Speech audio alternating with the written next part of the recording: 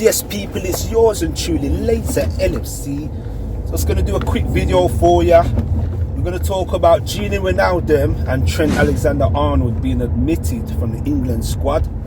Now, there's been murmuring saying that Gini Wijnaldum signed a pre-contract agreement with FC Barcelona for this summer. Now, it's not a secret. You know, it's been an open secret all the last few months, where Gini Wijnaldum, we've heard murmurings that he's going to leave Liverpool.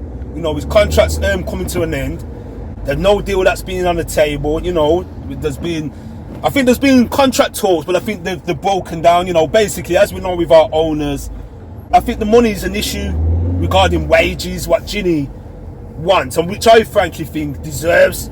You know, what he deserves, what his worth is, because he's been a great servant to Liverpool FC. He's been at our team for 6 seasons now. It came in 2016 from Newcastle United. He was only at Newcastle United for the 1 season. He came from PSV Eindhoven in the summer of 2015, and originally he was deployed as a number 10. He was played out wide numerous times for Newcastle, but when we brought him in, he was played much deeper. There was times we used him as a 6. You know, he was used as an 8. He was used further up the field, and he's had some great moments for Liverpool. You know, for me, I've got no ill feeling at all, no hard feelings. You know, that he's going to move on. Yeah, I'm going to be sad to see him go, because he's been a great servant to our club. But, you know, yeah, he's moving on now. It looks like he's going to be moving on, so we're going to need a replacement. But I'm never going to forget that, you know, huge moment where, for me, a lot of people talk about the Barcelona game where he scored those 2 vital goals, which seen us go through to the final in 2019. But it was when he scored the opening goal in a win against Middlesbrough on the final day of the season in 2016/17, and that made us get back into the Champions League for the first time in 4 seasons. You know, the first time for Jurgen Klopp. He's had some very vital moments for us. You know, the only thing I would say, there's been times when I feel like he should have scored much more goals. He should have popped up with a few more goals. His goal contributions has been very low, you know, for the time he's been at Liverpool, and his assists. But he's a very hard worker. You know, the way he recycles the ball, mops up possession. You know, he's very, very good in the midfield area. And I think there was a time when we even played him at centre back as well. If I'm right, there was a couple of times he's had to fill in that role. Who hasn't for Liverpool? You know, but yeah, Gini Wijnaldum now, I wish him all the best. It's a shame we're not going to be able to sing that song again to him once the stadium's return back full. You know, Gini Wijnaldum,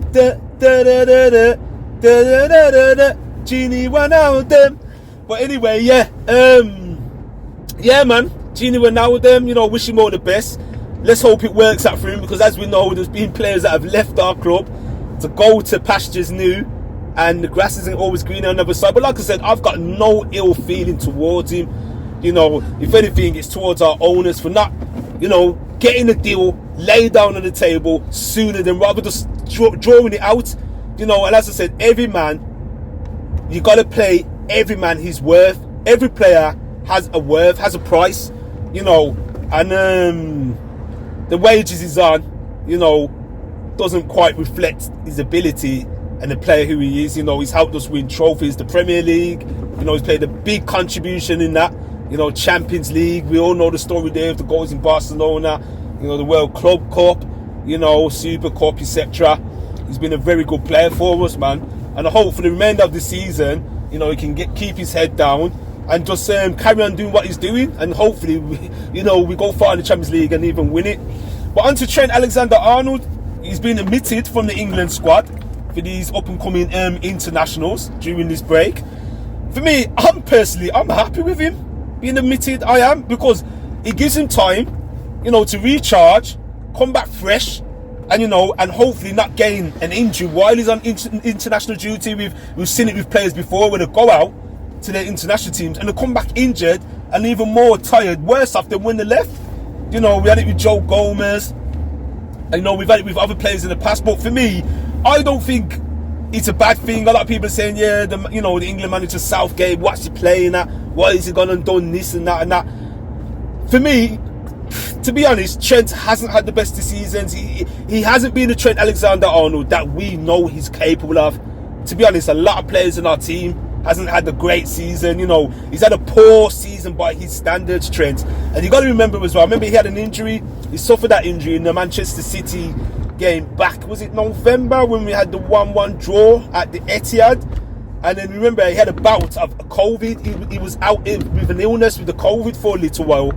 You know, I think he was slightly getting back to form in recent weeks, you know, especially in the game against RB Leipzig, the first leg.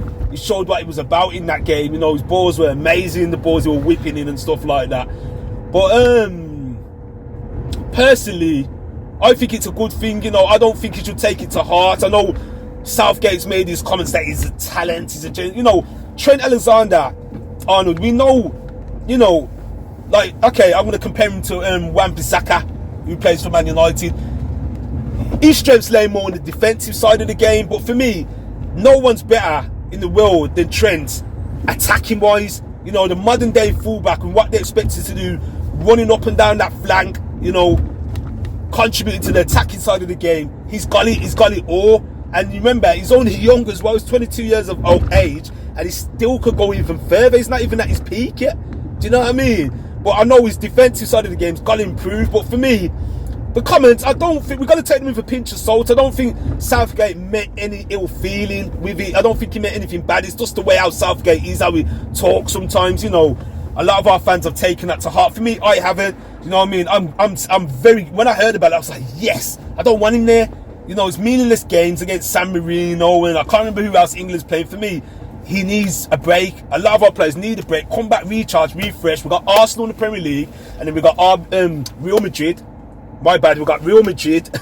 Still thinking we've got RB Leipzig. We've got Real Madrid in the quarterfinals of the Champions League. We're going to need our guns. We're going to need our top players, our main man them, firing on all fronts. We're going to need them fresh. We don't want them half injured, picking up knocks, tired, lethargic over some stupid, meaningless international fixture. Do you know what I mean? So that's my take on that. I'm not going to keep it long. It's just a quick little car review thing, quick little chat and catch up. So yours are truly Lazer. If you haven't already subscribed, please do that. Subscribe to my channel. It's Lazer LFC, YouTube, Instagram, Lazer_LFC.